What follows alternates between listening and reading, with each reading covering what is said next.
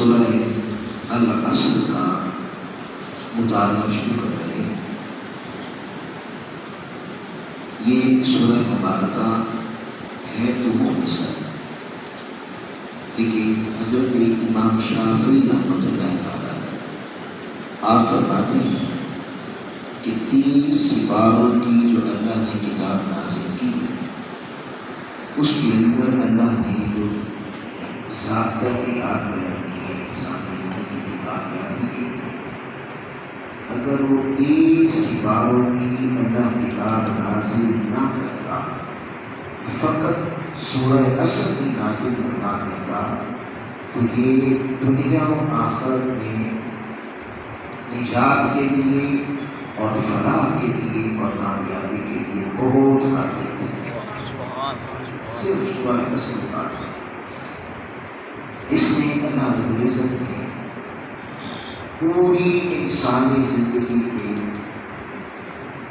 مقاصد کا احاطہ کر دیا۔ یہ زندگی نام کس چیز کا ہے اور کن حدود پر استوار ہونی چاہیے کہ بندہ یہاں بھی کامیابی حاصل کر لے اور آخرت میں بھی اسے اللہ رب العزت فلاح عطا فرمائے۔ اللہ تعالیٰ نے اس مختصر سورہ کا آغاز قسم سے کیا، فرمایا والعصر، قسم ہے عصر کی۔ اب اس کے مختلف معانی اور معارف مفسرین نے بیان کیے ہیں۔ ایک استعمال یہ ہے کہ عصر سے مراد نماز عصر کی قسم کر جائے۔ یہ جو ہم نماز عصر ادا کرتے ہیں، ابھی جو ہم نے پڑھی، اللہ نے اس نماز کی قسم کھائی کہ قسم ہے عصر کی نماز کی۔ اس کی قسم کیوں کھائی؟ قرآن مجید میں اللہ پاک نے دوسرے مقام میں فرمایا اعوذ باللہ من الشیطان الرجیم حافظوا علی الصلوات، اپنی نمازوں کی حفاظت کرو، والصلاۃ الوسطیٰ، بالخصوص درمیانی نماز۔ اور یہ درمیانی نماز کون سی ہے؟ اسے مفسرین نے کہا کہ اس سے مراد نماز عصر ہے، جس سے پہلے 2 نمازیں ہیں، ایک فجر کی اور ایک ظہر کی، اور جس کے بعد پھر 2 نمازیں ہیں، ایک مغرب کی اور ایک عشاء کی۔ تو درمیانی نماز یہ نماز عصر ہے۔ اس نماز عصر کی اللہ پاک نے قسم بھی کھائی، اور دوسرے مقام پر اللہ تعالیٰ نے اس کی حفاظت کا، جو تو ساری نمازیں ادا کرنی چاہیے اور ساری نمازوں کی حفاظت کرنی چاہیے، مگر بالخصوص یہ کہا والصلاۃ الوسطیٰ، کہ درمیانی نماز کی حفاظت بالالتزام کرو، بالخصوص کرو، بالاہتمام کرو۔ یہ نماز تمہاری ضائع نہ ہو، یہ نماز تمہاری قضا نہ ہو۔ اس نماز کی تمہیں دنیا میں اتنی شدت سے عادت ہو کہ کوئی معاملہ اور کوئی کار دنیا اور کوئی کام اس نماز کے مقابلے میں تمہارے لیے نیچ ہونا چاہیے۔ جب نماز عصر کا وقت ہو تو پابندی کے ساتھ پڑھو، اس اہتمام کے ساتھ پڑھو، انتظام کے ساتھ پڑھو کہ اس سے زیادہ دنیا و مافیہ کی کوئی چیز اہمیت کی حامل نہیں ہونی چاہیے۔ اس کی وجہ کیا ہے؟ وجہ اس لیے ہے کہ جب بندہ فوت ہوگا، ان احادیث مبارکہ میں یہ بات بہت ساری احادیث میں آئی ہے کہ جو بھی بندہ فوت ہو جاتا ہے تو اس کے لواحقین اسے کفن دیتے ہیں، اسے دفناتے ہیں، اور جو ہی دفنات کے پلٹتے ہیں تو جاء الملکان، 2 فرشتے آ جاتے ہیں۔ وہ 2 فرشتے جب قبر میں اسے اٹھا کے بٹھاتے ہیں تو اسے جو قبر میں منظر نظر آتا ہے وہ نماز عصر کی قضا کے قریب کا ہوتا ہے۔ لیکن وہ چاہے رات کو فوت ہوا ہو یا کسی وقت میں فوت ہوا ہو، جب قبر میں اٹھایا جاتا ہے تو قبر میں جو ہی اٹھ کے بیٹھتا ہے مجھے سورج نظر آتا ہے، اور وہ سورج نماز عصر کو قضا کی طرف لے کے جا رہا ہوتا ہے۔ اب جو بالالتزام دنیا میں نماز عصر کی عبادت کرے گا، حافظوا علی الصلوات والصلاۃ الوسطیٰ، درمیانی نماز کی عبادت کرے گا، اور زندگی پر یہ عادت ہوگی، مجلس تھی، سارے کام دوستوں سے کہتے ہیں ٹھہر جاؤ میری نماز جا رہی ہے، میں نماز پڑھوں، وہاں معاملہ تھا اندر جانے ٹھہر جاؤ میری نماز جا رہی ہے، میں نماز پڑھوں۔ تو نماز عصر کی جب دنیا میں اتنی شدت سے عبادت کی عادت ہوگی تو فرشتے آ کے اسے اٹھا کے کہیں گے کہ اے بندے، ہم تیرے ساتھ سوال کرنے آئے ہیں، ذرا اٹھ کے بیٹھتا۔ وہ اٹھ کے بیٹھے گا تو وہ دیکھے گا کہ نماز عصر کا وقت ہے جا رہا ہے، جسے یہاں بار بار ٹھہر جاؤ ٹھہر جاؤ ٹھہر جاؤ ہر ایک کو کہنے کی عادت ہوگی، تو قبر میں پہلی رات ہی کہے گا فرشتوں ٹھہر جاؤ میری نماز جائے، رک جاؤ میں ذرا اپنی نماز ادا کروں۔ کھڑا ہو جائے گا، جو ہی نماز میں ہوگا فرشتے کہیں گے یہی تو پوچھنا تھا، یہ کوئی سوال کرنے تھے، یہ تو یہاں نماز نہیں چھوڑ رہا، رب کا پوچھنا تھا اس کے حضور کرا، دین کا پوچھنا تھا پہلا جہاد نماز، اور یہ سکھایا کس نے؟ نبی کا پوچھنا تھا، یہ تعلیم تو تھی نبی علیہ السلام نے دی، یہی سوال پوچھنے تھے کہ یہاں نماز نہیں چھوڑ رہا تو پیچھے کیا کر کے آیا ہوگا، وہ نماز میں لگ جائے گا، اور فرشتے اسے نماز میں اس طرح چھوڑ کر اس کی قبر کو جنت بنا کے کر دیں۔ اس لیے اللہ پاک نے فرمایا وقت عصر کی قسم، یہ قسم کھا کے اللہ نے اس وقت کی اہمیت کہ دنیا و آخرت میں یہ وقت تمہارے لیے فلاح ہے، اللہ کے حضور سجدہ کیا۔ اسی طرح قبل المشرق قبل طلوع الشمس و قبل غروبها کے اللہ نے فرمایا کہ میری تسبیح کیا کرو، میری بارگاہ کی طرف رجوع کیا کرو، میری بارگاہ میں جھکا کرو، میری طرف آیا کرو، تو آؤ تو ہر وقت آیا کرو، رات کو بھی اٹھا کرو، دن کو بھی آیا کرو، مگر بالالتزام سورج کے طلوع ہونے سے پہلے اور سورج کے غروب ہونے سے پہلے، یہاں بھی اصل کا اشارہ۔ اس لیے اللہ پاک نے وقت نماز عصر کی قسم کھائی۔ دوسرا معنی عصر زمانے کو بھی کہتے ہیں۔ زمانہ کیا ہوتا ہے؟ زمانہ ہوتا ہے کہ سورج غروب ہوتا ہے مشرق سے اور مغرب پہ غروب ہو جاتا ہے، اس سے زائد کوئی کام نہیں ہوتا۔ یعنی ہم کہتے ہیں ہفتے بیت گئے، صدیاں بیتی، آج ہم بیٹھے ہیں کہ پچھلے مہینے تک صبح مہینہ گزر گیا، ایک مہینے کے بعد ہم دوبارہ جمع، ہم یہ ایسے کہتے ہیں سال گزر گئے، صدیاں گزر گئے، 100 سال 1400 سال گزر گئے وغیرہ۔ اتنا کچھ کہتے ہیں، لیکن ہوتا کیا ہے؟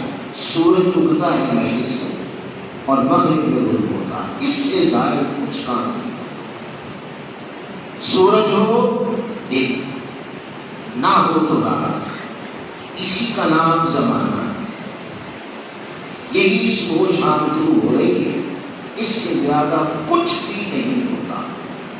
یہاں ضمن ایک نقطہ عرض کرتا چلوں، صوفیہ کا ہے کہ ہم کہتے ہیں کہ یہ رات کو سوتے ہیں اس تصور میں کہ صبح اٹھیں، یعنی کل اٹھیں، اس تصور میں سوتے ہیں۔ انسان کو شیطان نے ایک فریب دے رکھا ہے، اس نے دڑا کے رکھا، جسے قرآن مجید میں اللہ پاک نے فرمایا یا ایک انسان ما غرک بالغیب، اے انسان تجھے کس شے نے کریم رب کے متعلق دھوکے میں ڈالا تھا؟ وہ دھوکہ کیا؟ بہت ساری معاملات میں، بہت ساری چیزوں میں یہ ہے کہ یہ کہتا ہے کل کر لوں گا، پابندی نماز کل کر لوں گا۔ ابھی عمر ہی کیا ہے؟ بعض ایسے بھی جملے سننے کو ملتے ہیں کہ جوان کہتے ہیں ابھی یہ گڈے گوڈے کالے کرنے کی کیا ضرورت ہے، اس طرح کی بات کرتے ہیں۔ نیکی کل کر لوں گا، جھوٹ بولنا کل چھوڑ دوں گا، آنے والے وقت میں دھوکہ دینا چھوڑ دوں گا، حیا کل اپناؤں گا، بے حیائی چھوڑ دوں گا، کل سے حرام کھانا چھوڑ دوں گا۔ آج جتنا ظالم کا انکار ہے، آپ جو کچھ کرتا ہے یہ کر لیں، کل چھوڑ دیں گے۔ دراصل یاد رکھ لیں کل ہے ہی کوئی نہیں، یہ جو کل ہے یہ کل ہے ہی کوئی نہیں، آج ہی آج ہے۔ بس جو کرنا ہے بندے آج کر، لیکن رات کو سوئے تھے کل اٹھیں گے، جب اٹھے تو آج تھا، کل پھر کوئی باقی تھا۔ بلکہ صوفیہ تو یہاں تک کہتے ہیں کہ کل تو بڑی دور کی بات ہے، لمحے ہی دو ہیں، ایک وہ جس میں تو زندہ ہے اور ایک وہ جو آگے کھڑا ہے۔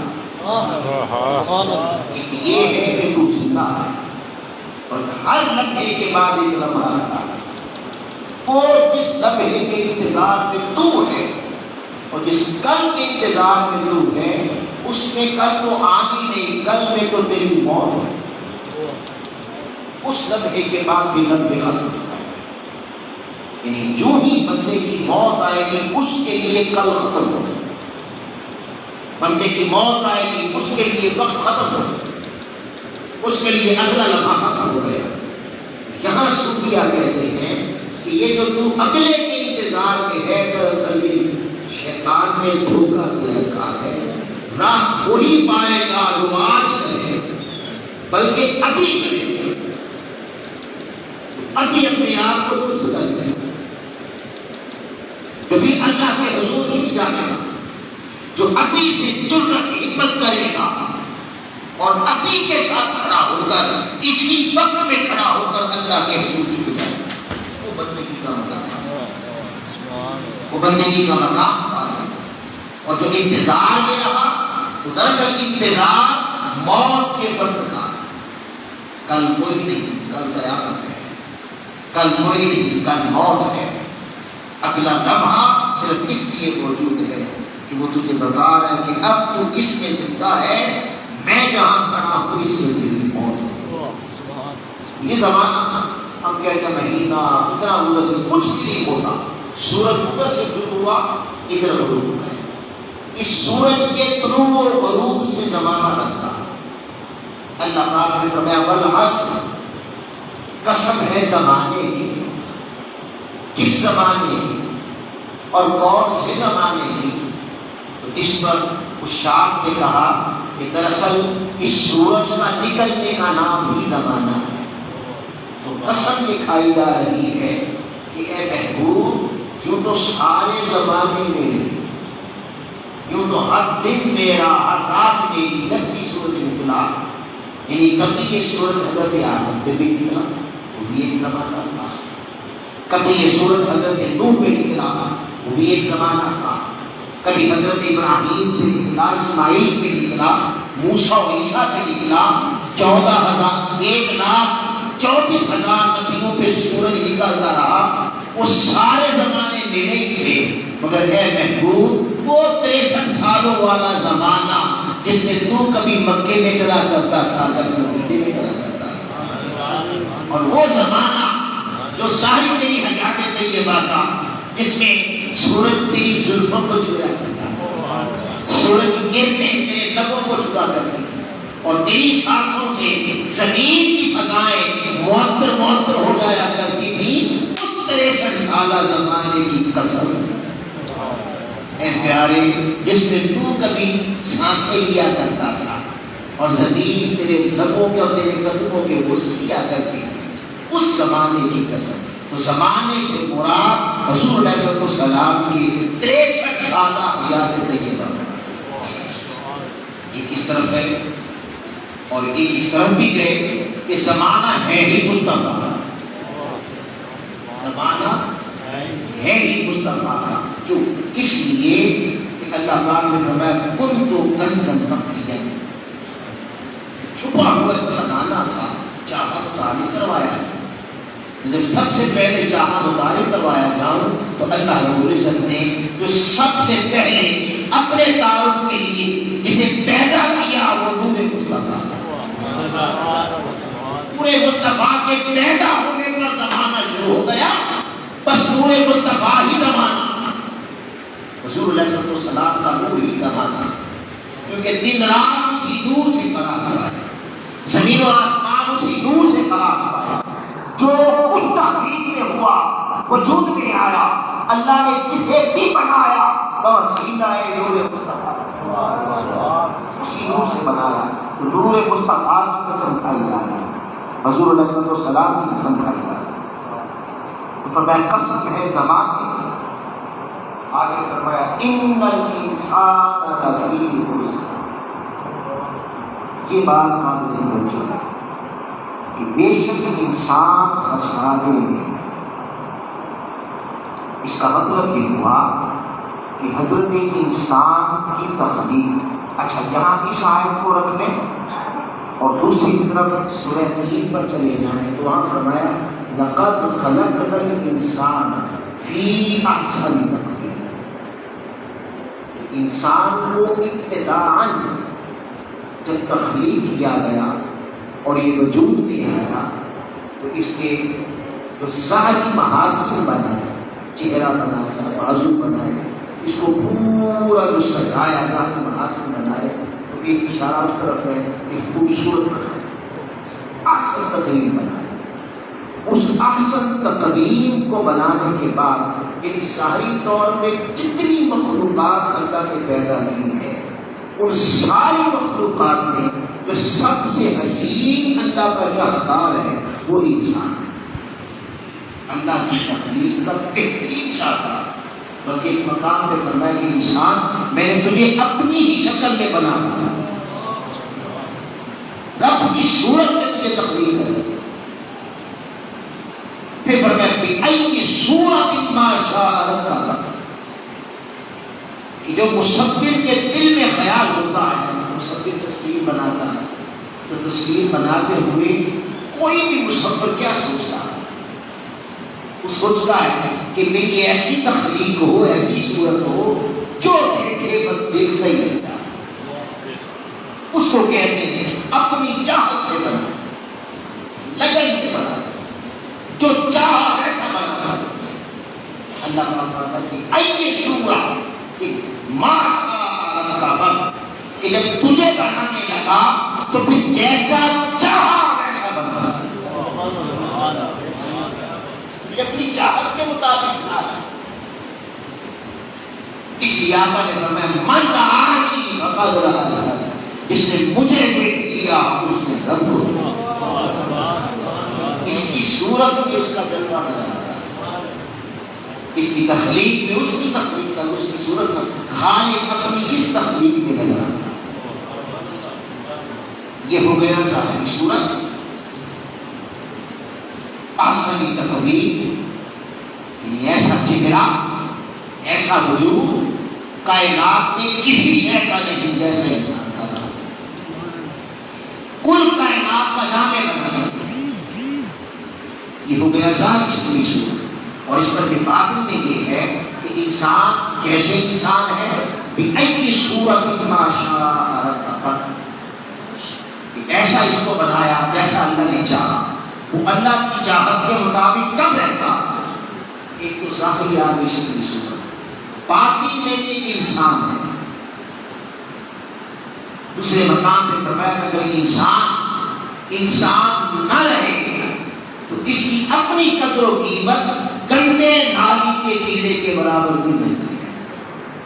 اس کا مطلب یہ ہے کہ ایک اشارہ جو ظاہری وجاہت کا ہو گیا، اگر ظاہری وجاہت جیسی بھی ہو جائے، جیسی بھی خوبصورت ہو جائے، باطن میں حسن اخلاق نہیں ہے، باطن میں صبر نہیں ہے، باطن میں شکر نہیں ہے، باقی میں اللہ کی بارگاہ میں اللہ کی بارگاہ کی طرف توکل نہیں ہے، اللہ کی رضا نہیں ہے، اللہ کے آگے جھکنا نہیں ہے، برداشت نہیں ہے، اور حال یہ ہے کہ نفرت ہے، کدورت ہے، عداوت ہے، ہرس ہے، لالچ ہے، طمع ہے، بے حیائی ہے، حرام خوری ہے، دنیا کی ہرس اور طلب ہے۔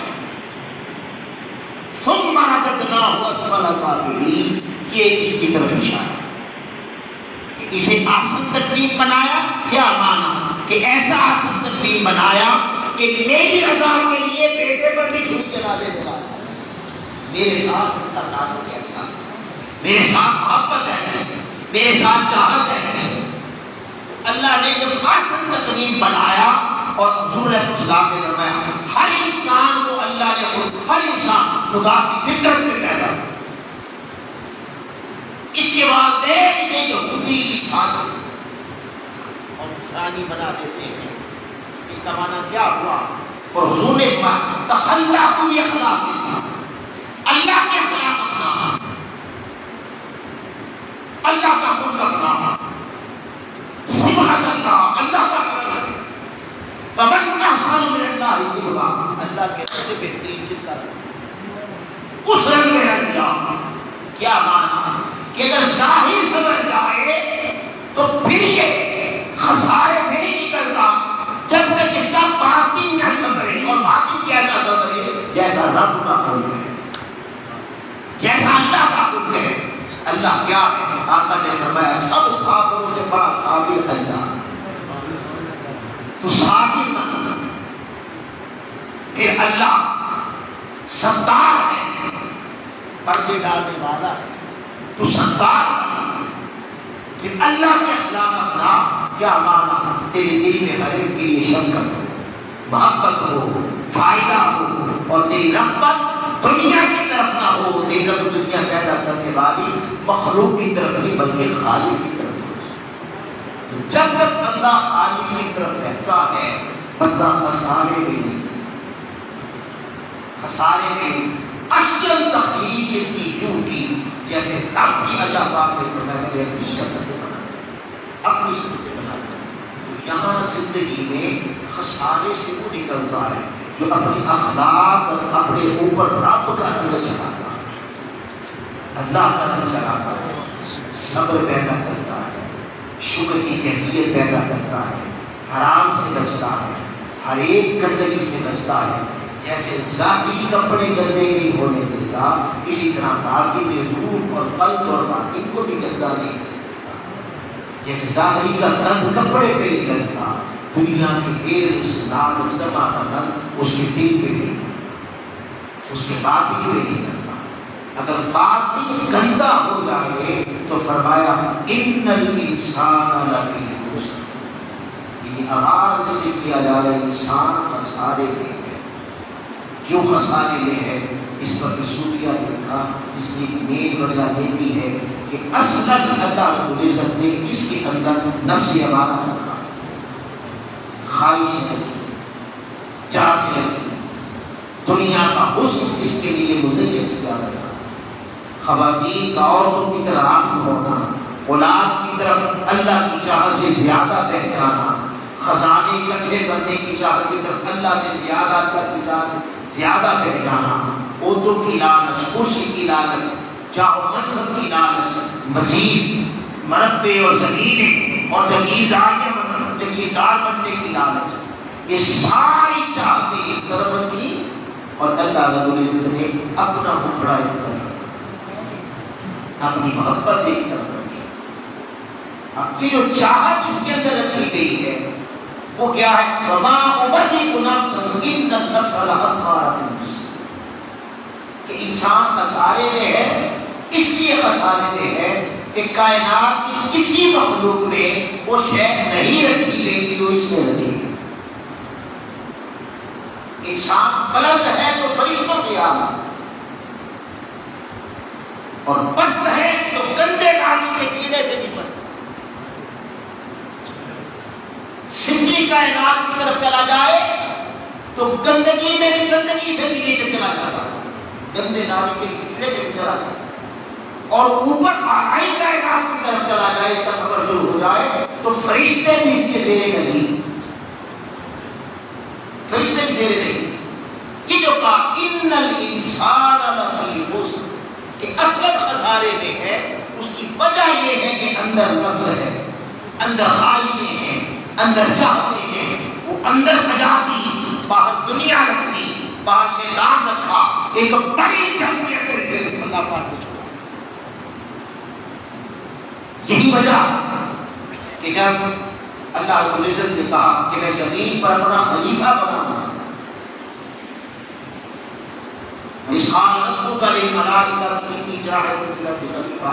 نائب بناؤں گا، اپنے آبد کا معنی وہ جانتے تھے کہ نائب ہوتا کون ہے، یعنی مجھے پتا تھا کہ نائب اسے کہتے ہیں کہ اگر صدر موجود نہ ہو تو سارے اختیار نائب کے پاس ہوتے ہیں۔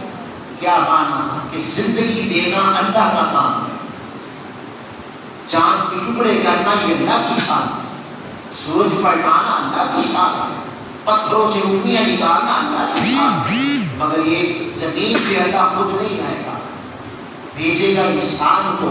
یہ جب اردو سے کہے گا تم بِإِذْنِ اللہ تو کام اللہ والا ہے، کرے گا یہ بھائی، مردے زندہ کرے گا، سورج پلٹائے گا، چاند کے ٹکڑے کرے گا، وہ نعمت تھی۔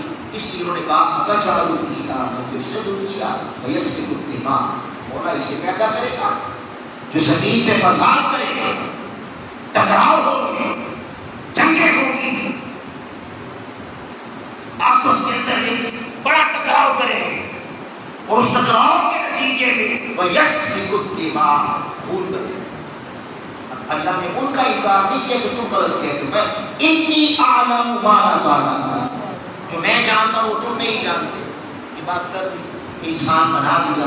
جب انسان زمین پہ آیا تو عین فرشتوں کے مشاہدے کے مطابق اس نے وہی کام شروع کیے جو فرشتوں نے کہے۔ جب وہ جدال بھی شروع ہو گیا، خون ریزیاں بھی شروع ہو گئی، حدیث پاک میں ہے کہ پھر فرشتے ایک بڑی کانفرنس لے کے اللہ کی بارگاہ میں اور کہنے لگے کہا تھا کہ اسے پیدا نہ تھا، اب دیکھ لیں، ہم نے کہا تھا فساد کرے گا وہ کر رہا ہے، ہم نے کہا تھا خون ریزی کرے گا وہ کر رہا ہے۔ یہ بات اللہ کے سامنے فرشتوں نے کی۔ تو یہاں میں ایک بات آپ کو خوشخبری بتانا چاہتا ہوں، اللہ رب العزت نے ان کی سائڈ نہیں لی، اللہ نے تمہاری سائڈ لی۔ اللہ پاک نے فرمایا فرشتوں میں نے اس کے اندر چونکہ بنیادی خسارے کیے ہیں، اسے جو پیدا کیا ہے تو اس کے اندر خسارہ میں جو رکھا ہے وہ کیا ہے، اس کے اندر میں نے نفس کے اعلیٰ پہ کر دیا، نفس کا بات وہ ہر وقت اسے برائی کی طرف جاتا ہے، اگر وہ اس کے اندر سے نکال دو تو تمہاری طرح اللہ کرے، بس اس کے ہاتھ میں تسبیح رہے گی، کوئی مرے کوئی جیے مجھے کچھ خبر نہیں، کسی کی بیٹی اٹھائی جائے مجھے پرواہ نہیں، کیونکہ اس کی اپنی کوئی بیٹی نہیں ہوتی، نہ تمہاری بیٹی نہ تمہارے بیٹے، نہ تمہارے باپ نہ تم باپ نہ تم بیٹے، نہ تم میاں نہ تم بیوی، نہ تم بہن نہ تم بھائی، تم جذبات سے پاکی ہو، احساس سے پاکی ہو، تمہیں اللہ اللہ کرنے کی صبح تم اسی کو سب کو سمجھتے، لیکن جب حق کے حملے کے لیے الیسر اٹھانا پڑے تو تمہیں کیا کرو؟ پھر الیسر اٹھانے دل پہ کیا دیتے میرے غلبے کے لیے، حق کے غلبے کے لیے، وہ تمہیں کیا خبر؟ وہ جو میں نے اس کے اندر رکھا ہے، آلہ رکھا ہے، وہ ہر وقت اسے پکڑے رکھتا ہے۔ آزاد آتی ہے کہتا ہے کہ بس دے لانا، یہ کام ضروری، یہ کام ضروری، وہ اس کے پیچھے ہی پڑ جاتا ہے۔ وہ سچ بولنے کی بات آتی ہے، وہ کہتے ہیں نہیں یہ فائدہ نہیں ہوگا، یہ فائدہ نہیں ہوگا، جھوٹ بول دے، تو وہ اس کے اندر ہے، اس لیے وہ ایسا ہے۔ اللہ نے وکالت کی انسان، واہ واہ سبحان اللہ۔ اللہ پاک نے فرمایا اگر وہ آلہ میں تمہارے اندر فٹ کروں تو تم بھی ایسا ہی کرو۔ میں کہا نہیں مولا یہ تو نہیں ہو سکتا، چونکہ وہ اندر ہی نہیں تھا تو تصور ہی نہیں تھا، سوچ ہی نہیں تھی کہ اللہ کی بنا فرمانی بھی کوئی ہوتی ہے، وہ کہتے ایسا نہیں ہو سکتا. اللہ پاک نے فرمایا اچھا پھر ایسا کرو جو تمہاری آسمانی کائنات کے سب سے بزرگ ترین جنہیں تم سمجھتے ہو کہ وہ میری بندگی سے بھاگیں گے نہیں، جنہیں تم اپنا سب سے زیادہ بزرگ عبادت گزار سمجھتے ہو، وہ تین لے آؤ. تین لے آؤ، وہ اعلیٰ جو انسان نے فٹ کیا ہے میں اس پہ لگ دیتا ہوں. پھر لکھ دیتے ہیں وہ چلے گئے، وہ تین فرشتے لے آئے، ایک ہاروت، ایک ماروت، ایک اور تیسرا تھا. اللہ پاک نے جو تینوں آ کے ان سے بات کی کہ تمہیں خبر ہے تم کیوں آئے ہو، تمہیں پتہ ہے اس بات کا. اللہ پاک نے ساری بات بتا دی کہ یہ بات ہے. اب وہ اعلیٰ جو انسان میں نے فٹ کیا، جس کے فٹ کرنے سے وہ خسارے میں چلا گیا. ان الانسان لفی خسر، یہ جو میں نے کہا کہ انسان خسارے میں ہے وہ اس آلے کی وجہ سے، وہ جو اس کے اندر خواہش ہے، چاہت ہے، رغبت دنیا ہے، عزت ہے، لالچ ہے، اس کی وجہ سے ہے. اب وہ تم میں فٹ کرنا چاہتا، یہ طے پایا ہے کہ تمہارے اندر بھی فٹ ہوگا تو تم نہیں کر سکتے. تو تیار ہو. تو حدیث پاک میں یہ میرے ہاتھ بڑھ گئی. اس نے کہا نہیں مولا میں نہیں تیار، میں معذرت کرتا ہوں. وہ پیچھے ہٹ گیا. ہاروت ماروت نے کہا ہم تیار. اللہ نے وہ آلہ ان کے اندر رکھا اور رکھ کے انہیں بتایا کہ جہنم دیکھ لو، انسان نے نہیں دیکھی، تم آنکھوں سے دیکھ لو. یہ جنت دیکھ لو، انسان نے نہیں دیکھی، تم آنکھوں سے دیکھ لو. اس انسان کی طرف تصور ہے، پورے ہوں گی، کھجورے ہوں گی، جنت ہوں گی، بال ہوں، یہ کچھ ہوگا. اس نے دیکھا کچھ نہیں ہے، اس نے صرف سنا ہے کہ نہیں ہوگا، عذاب ہوگا. میرا خوف ہے میں گرفت کروں گا، صرف سنا ہے. وہ گرفت ہے کیا تم دیکھو. انہیں دکھا دی اور دکھانے کے بعد فرمایا خبردار اب وہ کرنا جو میری چاہت ہے، اب وہ نہ کرنا جو مجھے ناپسند ہے. یہ کہہ کے اللہ نے انہیں زمین پہ اتارا. اگلی بات قابل توجہ ہے. زمین پہ اتارا اور اتارنے کے لیے جب اللہ نے انہیں آزمائش میں ڈالنا چاہا تو انہیں جج بنایا. بھائی اللہ رب العزت کچھ بھی بنا سکتا تھا. دنیا کے کتنے عہدے تھے، اسے مولوی بنا دیتا، مسجد میں بیٹھ جاتے نمازیں پڑھاتے، انہیں کوئی اور عہدہ دیتا. مگر انہیں آزمانے کے لیے اللہ نے جج بنایا. انصاف کا قلم ہاتھ میں پکڑا دیا، اشارہ کر دیا، قومیں تباہ دی، جج کرتے ہیں اور قوموں کو غلط بھی جج کرتے ہیں. جب انصاف دکھنے لگ جائے، جب قلم دکھنے لگ جائے، جب جج انصاف کرنے والے کا ضمیر دکھ جائے، نسل تباہ کر دیتا، وہ قومیں تباہ کر دیتا.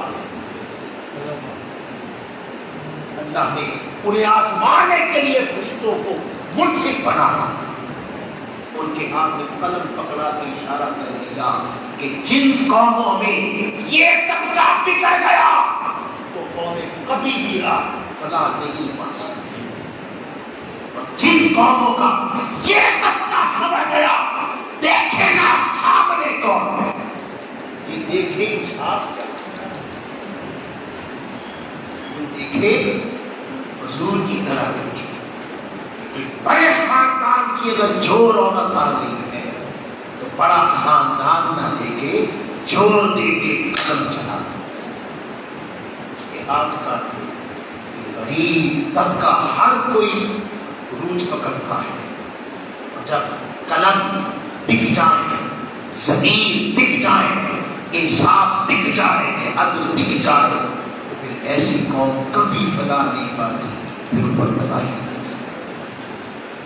اللہ تعالیٰ نے ان کے اندر نفس رکھا، اور نفس رکھنے کے بعد انہیں جب آزمائش کی بھٹی میں ڈالا، فرشتوں کو قلم پکڑا کے جج بنا دیا. اب وہ انصاف کرنے لگے، کیس آتے ان کے پاس انصاف کرتے، کیس آتے انصاف کرتے۔ ایک مرتبہ کیس بھی آ گیا، ایک بڑی حسین و جمیل خاتون آ گئی، اگلی آزمائش اگلی دیکھ لیں کہ کہاں کہاں کون کون سے ایسے مقام ہیں جہاں انسان تو خسارے میں جائے، کون سا پوائنٹ ہے جو خسارے میں لے جائے گا۔ پہلا توبہ جج، ان سے یہی وجہ ہے کہ تاریخ کے بڑے بڑے اسلاف جج نہیں بنتے تھے۔ حضرت امام ابو حنیفہ انہیں کہا جج بنے، میں نے جیل میں جانا پسند کیا، جج بننا پسند کیا۔ ان سے پوچھا کہ آپ جج اتنا بڑا ہوگا، لوگ مر جاتے ہیں یہ عہدہ لینے کے لیے، اتنا بڑا مر جاتے ہیں۔ انہوں نے کہا کہ مجھے اس لیے نہیں چاہیے کہ جج انصاف کرتا ہے اور جو انصاف کرے گا اس سے انصاف ہوگا، جو خود انصاف کرے گا اللہ اس سے انصاف کرے گا، اور میں اللہ کا انصاف نہیں چاہتا، میں تو اللہ کا کرم چاہتا ہوں۔ یہاں دو ہی بات ہے، اگر میں نے ظلم کر دیا تو ختم ہوگی بات، اگر جج بن کے ظلم ہو گیا پھر تو بہت بڑی تباہی ہو گئی، اور اگر میں نے ظلم نہ کیا، انصاف کیا، عدل کیا، تو پھر میرے ساتھ بھی عدل ہوگا، اور میں اللہ کا عدل نہیں چاہتا، میں اللہ کا فضل چاہتا ہوں۔ اس لیے جیل پسند کرنی، جج بننا پسند، جج بن جائے تو سمجھ لو پھنس گئے، یا قومیں تباہ کر دے گا، یا قومیں تباہ کر دے گا۔ اب اگلی بات، جب انہیں آزمانا چاہا ان کے پاس چوریوں کے کیس آتے رہے، وہ انصاف کرتے رہے، ان کے پاس ڈاکہ زنی کے کیس آتے رہے، وہ انصاف کرتے رہے، برت آتے رہے، انصاف کرتے رہے۔ ایک دن ایک حسینہ آ گئی، بس جب وہ حسینہ آ گئی، وہ جو اندر تھا ان النفس لامارۃ بالسوء اور ان الانسان لفی خسر، وہ خسارے کا کام شروع ہوا، اس کا حسن چل گیا، اس کے حسن نے جادو کر دیا ان کے اوپر۔ بس یہ ہے کہ بندے اگر اس گھاٹی سے کامیاب گزرنا ہے، یہی وجہ ہے کہ اللہ پاک نے ان فرشتوں کو آزمانا چاہا تو عورت کے ذریعے سے انصاف کے لیے استعمال کیا، اور اللہ تعالیٰ نے دنیا میں سب سے جسے دنیا قرار دیا، جسے شہوت قرار دیا اور محبت شہوت قرار دیا، اسے فرمایا زُيِّنَ لِلنَّاسِ حُبُّ الشَّهَوَاتِ، انسان کے لیے شہوات کی محبت مزین کر دی گئی ہے، اور وہ سب سے پہلا درجہ کس کا ہے؟ النساء، عورتوں کی رغبت، عورت کا حسن، اس کی ادا، اس کی آواز، پائل کی چھنکار، ہر کوئی چیز، پورا وجود عورت کا بندے کے اوپر جادو کر، یہاں سمجھنا مشکل، بڑے بڑے یہاں پر ڈول جاتے ہیں، بڑے بڑے فرشتوں کے آگے اس کی وہ حسینہ ہوتا ہے، اور جب حسینہ ہدائی اس نفس نے پھر اپنا جادو شروع کر دیا، اس کی طرف راغب ہو گئے، حتیٰ کہ اس کو اپنے پر بھی دے دیے، اور اس سے خواہش کے لیے شراب بھی پی لی اور بہت کچھ کر دیا، یعنی اس ایک گناہ میں پھر سارے گناہ کر رہا، اس ایک گناہ میں کہ یہ عورت راضی ہو جائے۔ اور آپ کو یہاں بتاؤں، آج جتنی بھی فساد چل رہا ہے یہ سب سے بڑا اسی کا ہے، اسی کا کوئی بیوی راضی کر رہا ہے، اور بیوی کے رضا کے لیے نہ حلال نہ حرام، اللہ کی رضا یہ بھی دیکھا جاتا ہے، اور کوئی بیوی کے پاس ہے تو دوسروں کی طرف جاتا ہے، یہ سب سے بڑا مقام ہے، بڑی بڑی ہے تاریخ۔ جب بھی تباہی آئی اس لیے فرعون نے بھی خواتین کو زندہ رکھا، حضرت ابراہیم کو آگ میں پھینکنے کے لیے 2 شیزانیں لائی گئی، جہاں پہ بجائی جاتی ہے وہاں رحمت کی خوشبو جاتی ہے، یہ دوسرا مقام تھا، وہاں آئے اور اس عورت کی طرف راغب ہو گئے، اللہ پاک نے سارے فرشتے جمع کر کے کہا وہ دیکھو تمہارے بزرگوں کا حال، ان کا حال دکھا دیا، ادھر انسان کو بتا دیا کہ جنگ کرنی کہاں ہے، لڑنا کہاں ہے، کس پوائنٹ پہ خود کو بچانا ہے۔ ایک نوجوان ہوئے ہیں پیر، ان کو کہتے تھے مشکی پیر، ان کا نام شروع ہے مشکی پیر، نام کا پتہ ہی نہیں، بڑے کتابوں پہ پڑھے تو نام آتا ہے مشکی پیر۔ وہ مشکی پیر کیسے بنتے، ان کو مشکی پیر کیوں کہتے ہیں؟ وہ یہ قوالی کے عالم میں بڑے خوبصورت تھے، بڑا حسن تھا، بڑا شباب تھا ان کے اوپر، تو وہ یہ خواتین کی چیزیں نہیں ہوتی، یہ بیچتے تھے، چوڑیاں، یہ لپسٹک اور یہ ساری چیزیں، وہ اپنی سائیکل کے اوپر رکھ کے تو وہ گلیوں میں بیچتے تھے۔ ایک بڑی اصل خاتون، طاقتور خاتون، امیر خاتون تھی، وہ ان پر اس کا دل آ گیا۔ اب اس نے کیا کیا، انہوں نے کہا کہ یہ چیز مجھے چاہیے، اکیلے گھر میں تھی، کہتے یہ چیز مجھے چاہیے، اندر لے کے آتا، اپنے مکان کے اندر بلا لیا، وہ اندر چلے گئے۔ اب اس نے کنڈیاں لگا دی اور اس نے گن پوائنٹ پہ کہا میری خواہش پوری کر، اس نوجوان سے کہا اس کی بھیجنی خواہش پوری کر۔ وہ ان الانسان لفی خسر، یہ ہے خسارہ، اب ادھر جائے گا تو خسارہ، ادھر جائے گا تو خسارے والی بات آ گئی۔ انہوں نے کیا کیا، انہوں نے دیکھا، اور یہ فقہ کا مسئلہ بھی ہے کہ اگر مرد ہو نا مرد اور عورت اس پر گن پوائنٹ سے کہے کہ میں تجھے مار دوں گی لہٰذا میری خواہش پوری کر، پھر اس کو اجازت ہے کہ جان بچائے، یہ مسئلہ ہے، یہ مسئلہ ہے، جان بچائے تو یہ یقین ہو جائے کہ یا موت ہے یا پھر اس کی خواہش پوری کرنی ہے، تو فتویٰ اس پہ ہے کہ جان بچائے، وہ گناہ گار نہیں ہوگا۔ مگر تقویٰ کچھ اور ہے۔ تقویٰ کیا تھا، اس نے دیکھا کہ یہ مار دے گی، انہوں نے کہا اچھا ٹھیک ہے میں آپ کی خواہش پوری کرتا ہوں، لیکن مجھے ذرا حاجت ہے، واش روم کدھر ہے؟ کہیں واش روم وہ ہے۔ وہ اندر گئے، پخانہ کیا اور پکڑ کے اپنے اوپر ادھر ادھر بن لیا، اپنے پخانہ پکڑا، ادھر بن لیا، ادھر بن لیا، ادھر بن لیا، باہر آ گئے، باہر سے بدبو آئی، اس نے منہ جھاڑ ڈالی، دھکے دے کے باہر نکالا، باہر نکالا، آواز آئی، اپنے بھائی کی اس طرح ہی حفاظت کرنے لگا۔ میرا خوف اس طرح کے اندر رکھنے والے کہ تو نے اپنے دامن کو داغدار نہیں، تو نے اپنے دامن کو داغ سے بچانے کے لیے آج جسم پہ بدبو ملی ہے، میں تیرے اس جسم میں خوشبو پیدا کروں۔ وہ جہاں سے گزرتے ان کے وجود میں اللہ نے کی برکت سے ایسی خوشبو پیدا کر رہی تھی، جہاں سے گزرتے جیسے مصطفیٰ گزرتے تو گلیاں معطر ہوتی تھی، ان کا یہ غلام بھی یہاں سے گزرتا گلیاں معطر ہو جائے گا۔ یہ مقام ہے خسارے سے بچے، ان الانسان لفی خسر، کہ انسان خسارے میں وہ سب سے بڑا خسارہ، جس خسارے میں پڑ جائے تو پھر خسارے خسارہ، پھر خسارے خسارہ، وہ جن سے مخالف نفرت ہے۔ حضور سید شیخ الاسلام اور تحریک منہاج القرآن نوجوانوں کو ہمیشہ بد نگاہ سے رکھتے ہوئے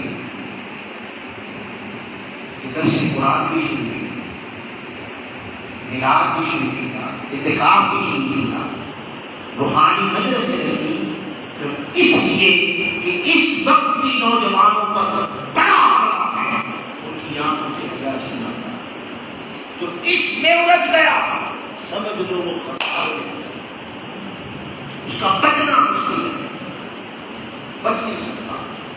تاریخ میں اسلام کو غلام بنانے کے لیے اور مسلمانوں کو اقتدار چھین کر اپنا غلام بنانے کے لیے جتنی کوششیں ہوئی، اس کا آغاز سب سے پہلے اس سے ہوتا ہے، حسینہ چوری کا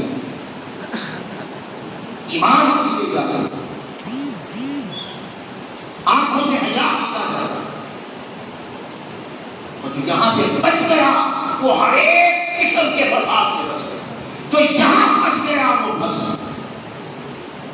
ان الانسان لفی خسر، پہلا معنی ہم کر سکتے ہیں کہ خسارے میں وہ گیا، چاہے سجدے ہیں، عبادتیں ہیں، ریاضتیں ہیں، علم ہے، تقویٰ، صالحیت، سب کچھ اپنی جگہ جو ظاہر میں نظر آتا ہے، داڑھی کی ہے، امامت کی ہے، چوبی کی ہے، کپڑے بھی ہیں، مگر باطن میں رحمت مخالفت چلی گئی تو سب کچھ تباہ ہو گیا،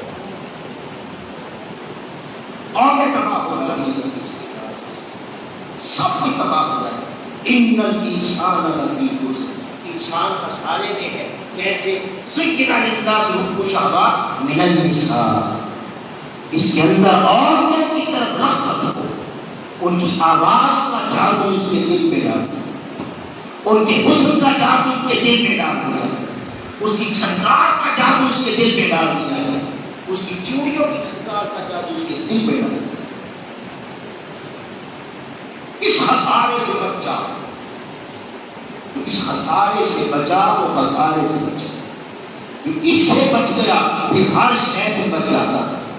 ان فرشتوں نے بھی اس طرح رغبت کی، اور جب اس طرح رغبت کی تو پھر اس شراب بھی پی، خود کو سجدہ بھی کر دیا، اس کے شوہر کو قتل بھی کر دیا، سارا کچھ کر دیا، حتیٰ کہ اپنے پاؤں بھی اسے دیا۔ یہاں جرت کے ساتھ جو مرد بنا مرد ہے، اس لیے صوفیہ کہتے ہیں مرد وہ ہے جو خواتین میں کھسی جانور کی طرح ہے، مرد وہ ہے بچتا ہوا جس کے اندر حیا ہے، جس کے اندر حیا ہے، اور جس کے اندر حیا ہے اس حیا کا برتاؤ اس کی نگاہوں کے جھکانے سے آتا ہے، نگاہیں جھکی ہوتی ہیں۔ حضرت امام احمد رضا خان بریلوی رحمۃ اللہ تعالیٰ، عظیم لوگوں کی یہی راہ ہمیشہ رہی۔ آپ بچپن میں چھوٹے سے تھے، مطلب 6-7 سال میں، میرا بیٹا بیٹی نہیں ہو، اوپر سے قمیص تھا، نیچے شلوار نہیں تھی، نیچے شلوار نہیں تھی، تو گلی میں کھڑے تھے، ننگے تھے، مطلب شلوار کی ذہن میں تصور تھا کہ میں ننگا ہوں، حالانکہ قمیض نے سب کچھ چھپا رکھا، قمیض نے پیچھے چلی جاتی سب کچھ چھپ جاتا ہے۔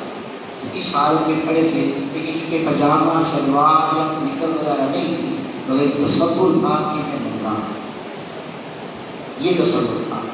اور یہ بھی بات کر رہا ہوں، نگاہ پاک ہے تیری تو پاک ہے دل میں، کہ حق نے دل کو کیا ہے نگاہ پر، جو گندگی دیکھے،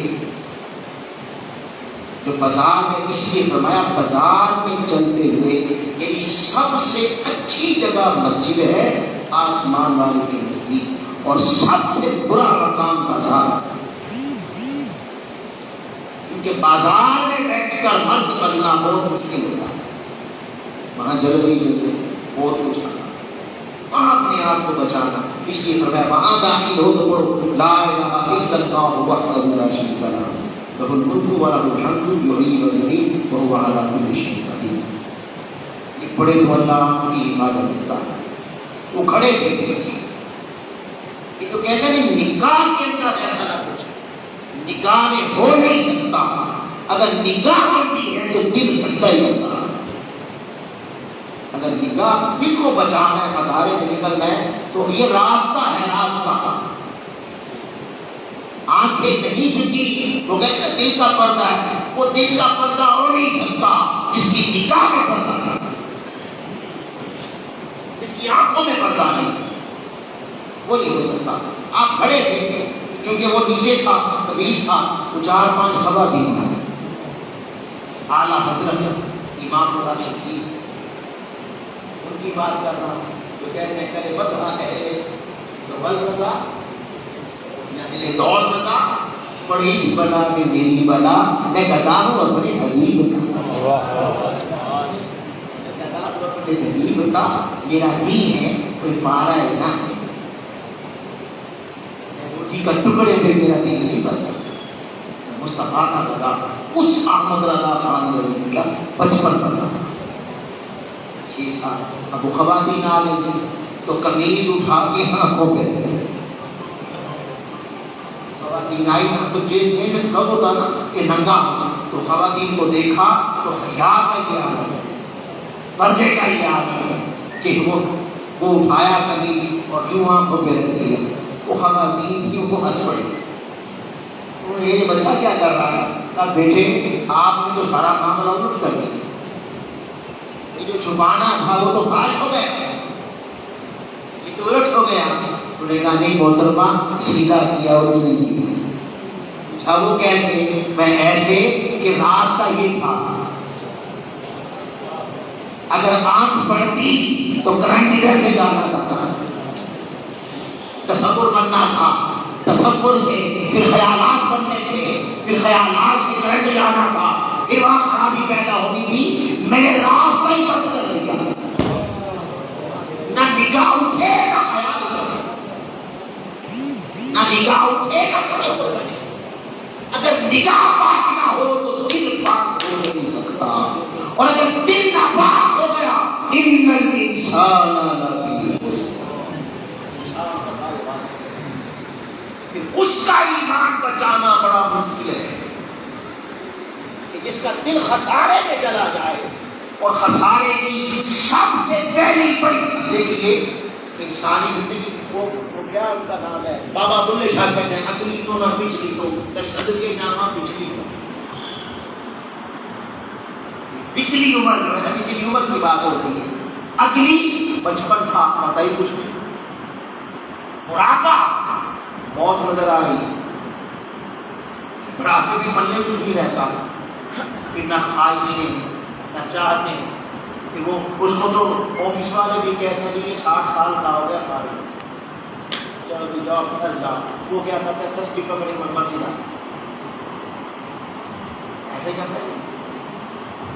داڑھی سفید ہو گئی اور جسم پورا ہو گیا اور پتہ چل گیا بعد قبر ہے تو پھر آ کے مسجد میں بیٹھا.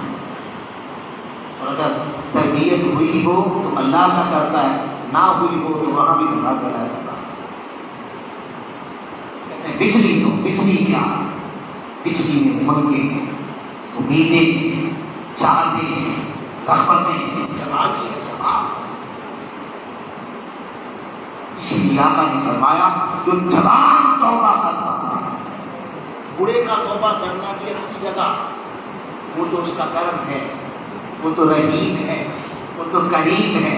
وہ تو کہتا ہے چاہے بوڑھا ہی ہو گیا ہے تو آج میں تب بھی تجھے اپنے چادر میں لینا چاہتا. تو رحیم جھک جائے وہ نہیں دیکھتا بوڑھا ہے جوان ہے. مگر آقا نے فرمایا جو جوان توبہ کرتا ہے، اور توبہ سے مراد یہاں یہ ہے کہ سب سے بڑھ کر اپنے نفس کو پاک کرتا ہے، اپنی نگاہ کو پاک کرتا ہے، اپنی جوانی کو پاک کرتا ہے، اپنے باطن کو پاک کرتا ہے کہ اس کی نگاہ سے غیروں کی عزت بھی محفوظ رہتی ہے. محمد بن قاسم کی طرح ہندو لڑکی کی عزت کا محافظ ہے، اور طارق بن زیاد کی طرح عیسائی لڑکی کی عزت کا بھی محافظ ہے. کہ جائے کہ مسلمان ہو کر اپنی ہی مسلمان بہن کی عزت اس سے محفوظ نہ ہو، دور کی بات ہے. نوجوان توبہ کرتا ہے تو اس کی توبہ اللہ کو اتنی پسند ہے، شرط سے قبل تک اللہ 40 دن کے لیے